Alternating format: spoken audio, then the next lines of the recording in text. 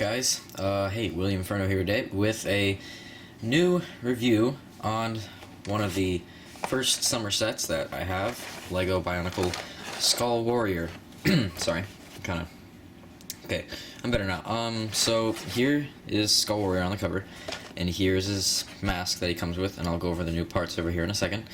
He has 102 pieces, and his number is 70791.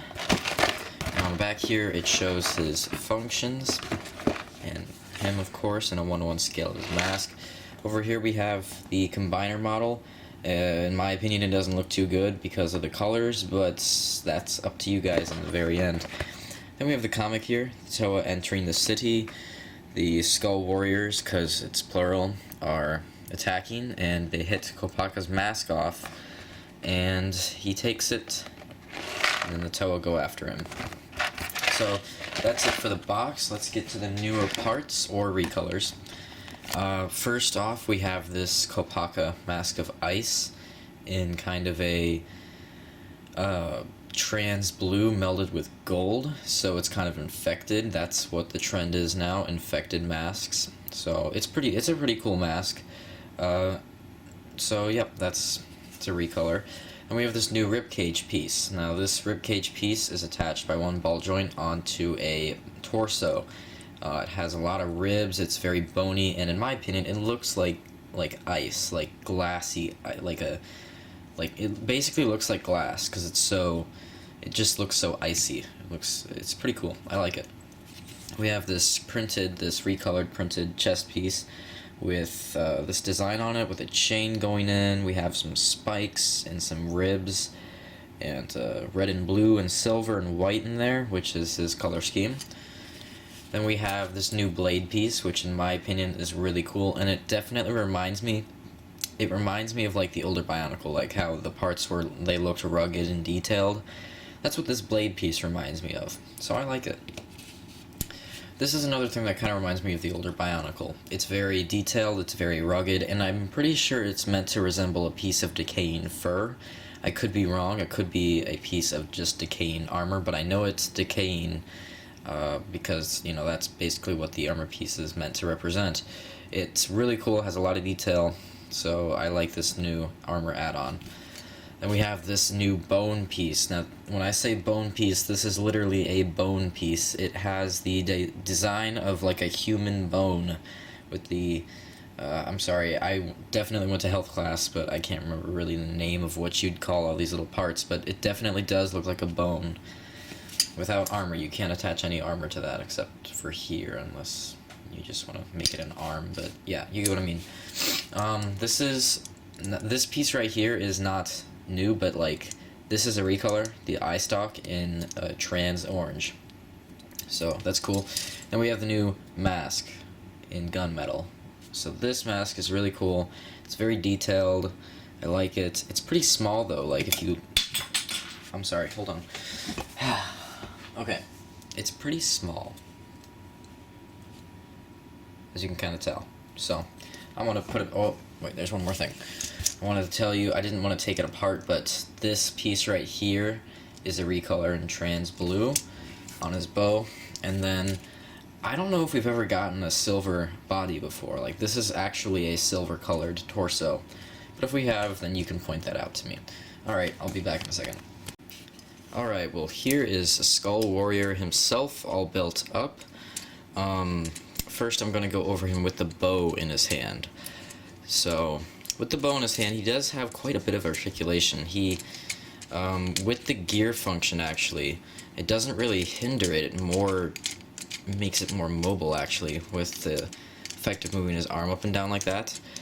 So you can actually use the gear function with his bow in his hand, but it's not really meant to be that way. You can get him in some pretty cool poses, though. So you can get him like this. I'm pretty sure earlier I was able to get him to point it all the way, almost all the way forward. I don't know if I can do that again. Almost forward. You can get the bow in some pretty cool poses. And then, so with the bow, obviously he has normal articulation in the legs with friction joints, and he has a couple like claws here that you can move. And in the arms are a little restricted, but for the most part, they work pretty well with the bow. Just 1 second, I have to clear something up. Okay, sorry about that. I just needed to delete some stuff and take his bow off. So with his bow off, he obviously has some more standard articulation in the arms. You can move his elbows, his shoulders, any which way you want. So that's basically articulation. Color scheme wise, this is debatable because it's trans orange and trans blue with a bit of silver and gunmetal. Now, silver and gunmetal are fine together. I mean, there's no problem with that. It's just the trans colors, blue and red or orange, whichever one you want to pick as your... Oh, okay, never mind. Anyways, trans blue and trans orange are complementary if it's blue and orange, but trans-wise, I think it's debatable. In my opinion, it still works. Like, it's evenly distributed and there's enough of each color to make it work. I think in my opinion, the color scheme does work for this set. Although it is a bit of a stretch having two trans colors built with each other. It's kind of a risk because these guys are supposed to be dead and decaying, and with such bright colors. I've looked at each set. You know, I haven't built them, but I know what they look like, and they all have some sort of really bright trans color, and sometimes it works. And sometimes it doesn't. But for this set, I'll give it a slide because the trans blue is technically supposed to be ice, because this guy is related to the elements of ice because he faces Kopaka, or multiple of him face Kopaka. Look-wise, he looks pretty good. Like, he looks solid. He's a pretty... I mean, like, he has asymmetry to him. Like, as you can see, there's bones here, armor here, armor here. He has no armor whatsoever, just bones here. But that is intentional, because LEGO wanted to display that these are decaying and rotting characters. So their armor and shells have just fallen off over time, and I think they demonstrated that very well, and I think that works out with this set a lot. We also have a holder right here for his little staff or spear, so if I can actually get these pins out, they don't really come out that often. And this one is not... Well, wait, I think I'm moving it. These pins are just kind of hard to get out, and I know I may be... Oh, I got it. There we go. Okay, so the weird thing about this is that when the bow is... or, I'm sorry, not the bow. The spear is constructed, it does fit on here, of course, but the way it's constructed to fit on there is actually different from the way it's constructed to fit on here. When you move it, you have to take that off. To take this red pin off quick. If I can get that out. Okay, sorry, I need to move this down. You need to take this off, this red pin, move it up here, then put the top section on, and then you put the bottom section on. So all you have to do is really move a red pin, and then you have the spear as a secondary weapon. Let me move this camera up. I wish it could move it with me, but it doesn't. So then, with this gear function, you can move the arm up and down, which is pretty cool. And that's one of his functions. The other function is something I actually can't figure out. You're actually able to put this bow on his back, but maybe you put it on like this? Honestly, for the life of me, I can't figure out how to put this stupid bow on the back. But I assume it takes a lot of piece taking. Like, you have to take a lot of pieces off the set. So, unfortunately, you do have to take quite a bit of pieces and move them around just to get the functions right. Like, I think that's a con in my eyes. Like, just having to take out so many pieces just to get the functions to work. That's kind of a con in my eyes. Because I think a lot of people would rather just, like, take a weapon off and put it on their feet or something. Because, you know, it's basically what some of the other sets did. So, the functions, they don't work perfectly. I think the functions aren't as well displayed in this set, if that's the right word for it. I think they could have done a better job and used a bit less pieces to and a bit less piece moving, like, because you do have to move a lot of pieces around to just to the functions to work. So I do think that is kind of a con. In my eyes, it really is. So, what do we have so far for cons? We have articulation is slightly hindered and it looks a little funky with the bow. We have the fact that the functions are kind of hard to deal with.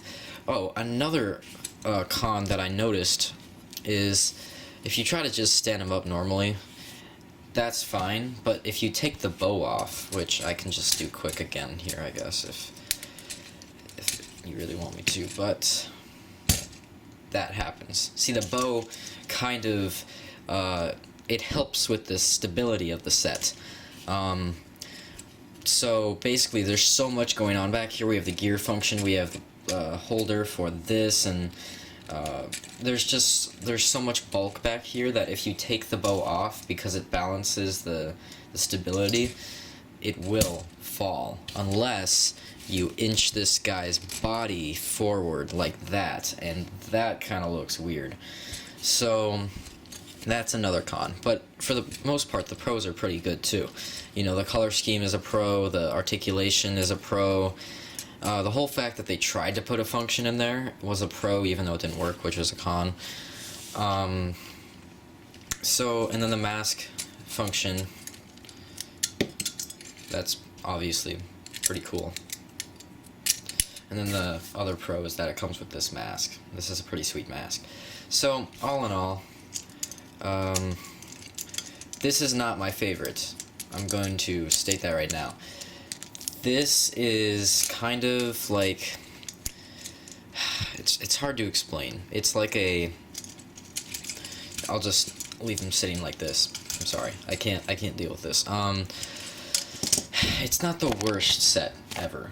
It's just not perfect. It really isn't. I wish that the functions worked better.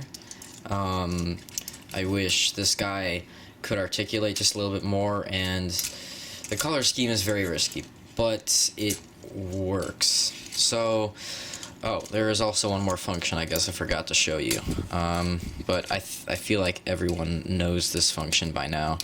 Just let me put this in here. I'm running out of time, so sorry if this wasn't my best review. I'm kind of getting back into it, but basically shoot those and the pegs will go flying. So yeah, Skull Warrior, how does he stack up? The pros and the cons kind of do battle each other. This guy is an iffy set, in my opinion. A lot of people do like him. Some people share the same opinion I do. He's very iffy. In my opinion, he has an 8 out of 10.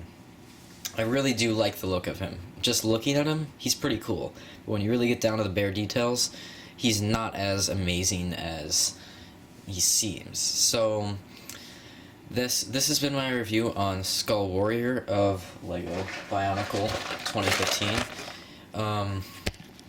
My other reviews will definitely be better. This is just me kind of starting off for the summer wave, so I apologize if I was kind of slow or just slow moving. So my next review will be Skull Slicer, and then the review after that will be Skull Basher. So I'll see you guys later.